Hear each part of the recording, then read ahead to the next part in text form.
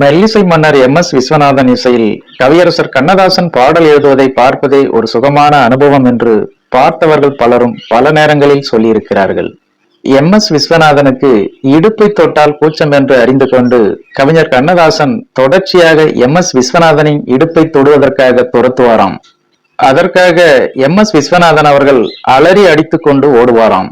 அதன் பிறகுதான் எம்.எஸ். விஸ்வநாதன் மெட்டு போட கவிஞர் கண்ணதாசன் பாட்டை அப்படியே சொல்வாராம். அதாவது எம்.எஸ். விஸ்வநாதன் தத்தகாரம் பாடி முடித்தவுடனே வசனம் போல பாடல் வரிகளை சொல்வாராம் கவிஞர் கண்ணதாசன். 1000 மலர்களே மலருங்கள் என்ற பாடல் எழுதிய கதையை இசைஞானி இளையராஜா அவர்கள் மேடையில் சொல்லி கேட்டவர்கள் எம்.எஸ். விஸ்வநாதன் கண்ணதாசன் இணையில் பாடல் பதிவை காட்சிகளாக நினைத்துக் கொள்ளலாம். மற்றவர்கள் இதை கலாட்டாவாக பார்த்து கொண்டிருந்த போது இயக்குனர் சிகரம் கே. பாலச்சந்தருக்கு இதையே ஒரு பாடலுக்கான சூழல் ஆக்கினால் என்ன என்ற கேள்வி எழுந்தது. வறுமையின் நிறம் சிவப்பு என்ற திரைப்படத்தில் உருவான சிப்பி இருக்குது முத்தும் இருக்குது திறந்து பார்க்க நேரமில்லடி ராசாத்தி என்ற பாடல். எம்.எஸ். விஸ்வநாதன் தத்தகாரம் சொல்ல கவிஞர் கண்ணதாசன் பாடல் வரிகளை சொல்வதை அப்படியே ஒரு காதலன் காதலிக்கு பொருத்தி பார்த்திருக்கிறார் இயக்குனர் சிகரம் கே. பாலச்சந்தர். பிறந்தது பாடல். உண்மையில் சொல்ல போனால் அந்த பாடலில் எப்படி ஸ்ரீதேவி தத்தகாரத்தை பாடியவுடன் கமல் பாடல் வரிகளை பாடுகிறாரோ அந்த நேரம்தான் கவிஞர் கண்ணதாசனுக்கும் பாடல் வரிகளை சொல்ல தேவைப்படுமாம். கவிஞர் கண்ணதாசன் வாயிலிருந்து வார்த்தைகள் அருவி போல் கொட்டுமாம். ஒரு இயக்குனரின் சாமர்த்தியம் என்பது இசையமைப்பாளருக்கு, கவிஞருக்கு, பாடகருக்கு, நடிகருக்கு என அனைவருக்கும் சவால் அளிக்கும் ஒரு சூழலை ஏற்படுத்துவதுதான். அந்த விஷயத்தில் இயக்குனர் சிகரம் கே. பாலச்சந்தர் ஒரு வித்தகர். தமிழ் சினிமாவில் அவர் உருவாக்கிய பாடல் சூழல்களை இன்னொருவரால் நினைத்து கூட பார்க்க முடியாது. அவர்கள் என்ற திரைப்படத்தில் இடம்பெற்ற இருமணம் கொண்ட திருமண வாழ்வில் என்ற பாடல் ஒரு கிளாசிக் உதாரணம். படத்தின் கதை கேட்ட நாயகனின் வழியை சொல்லும் ஒரு காதல் தோல்வி பாடல் என்று கூட சொல்லலாம். ஆனால் அதிலும் ஒரு புதுமை படைத்திருப்பார். அதே சமயம் பாடலின் வரிகள் அவ்வளவு ஆழமாக இருக்கும். எம்.எஸ். விஸ்வநாதன், கவிஞர் கண்ணதாசன், எஸ்.பி. பாலசுப்ரமணியம், கமல் என அனைவருக்கும் சவாலை அளிக்கக்கூடிய சூழல். அதுதான் இயக்குனர் சிகரம் கே. பாலச்சந்தர்.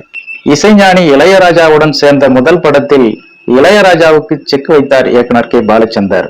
கதாநாயகன் கர்நாடக சங்கீதத்தில் கீர்த்தனை பாடுகிறான். அதை ரசிக்கும் நாயகி தமிழிலும் பாடலாமே என கேட்கிறாள். அரங்கத்தில் நீ பாடேன் என்கிறான் கதாநாயகன். அங்கேயே கதாநாயகி பாடுகிறாள். கதாநாயகனின் அகங்காரம் உடைக்கப்படுகிறது.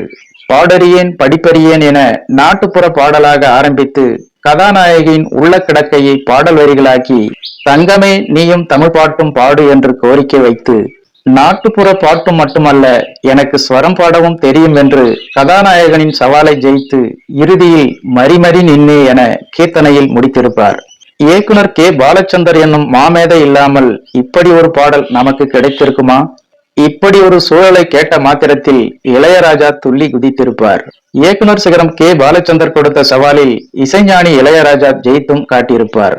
இயக்குனர் சிகரம் கே. பாலச்சந்தர் கொடுத்த சவால்தான் இசைஞானி இளையராஜாவுக்கு தேசிய விருதே கிடைத்தது என்று கூட சொல்லலாம். மெல்லிசை மன்னர் எம்.எஸ். விஸ்வநாதன், இசைஞானி இளையராஜா வரிசையில் இசை புயல் ஏ.ஆர். ரஹ்மானுடன் கைகோர்த்த போதும் இதையே செய்து காட்டினார் இயக்குனர் கே. பாலச்சந்தர். டூயட் என்ற திரைப்படத்தின் ஆதாரமே இசை புயல் ஏ.ஆர். ரஹ்மானின் இசைதான். அதிலும் ஒரு சவாலான பாடலுக்கான சூழல். அதாவது அண்ணன் தம்பி இருவரும் ஒரே பெண்ணை காதலிக்கிறார்கள். காதலியின் நினைவாக தம்பி மேடையில் பாடுகிறான். அதற்கு அண்ணன் சாக்ஸபோன் வாசிக்கிறான். அப்போது அந்த காதலி அங்கே வருகிறாள். அண்ணன் தன்னை மறந்து காதலுக்கான பாடலை வாசிக்கிறான்.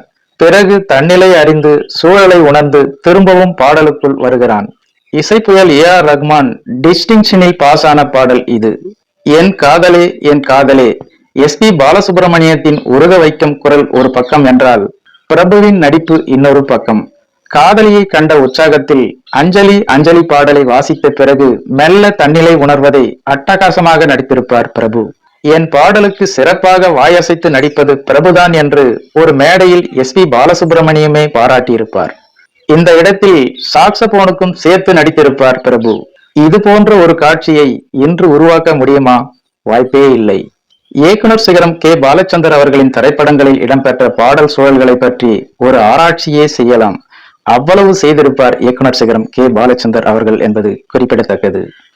ஓகே ஃப்ரெண்ட்ஸ், இந்த ஒரு சுவாரஸ்யமான தகவல் உங்களுக்கு பிடித்திருக்கும் என நம்புகிறேன். மேலும் இது போன்ற பல சுவாரஸ்யமான தகவல்களை பற்றி தெரிந்து கொள்ள நம்முடைய சேனலுக்கு உடனே ஒரு லைக் போட்டு சப்ஸ்கிரைப் பண்ணி சப்போர்ட் பண்ணுங்க.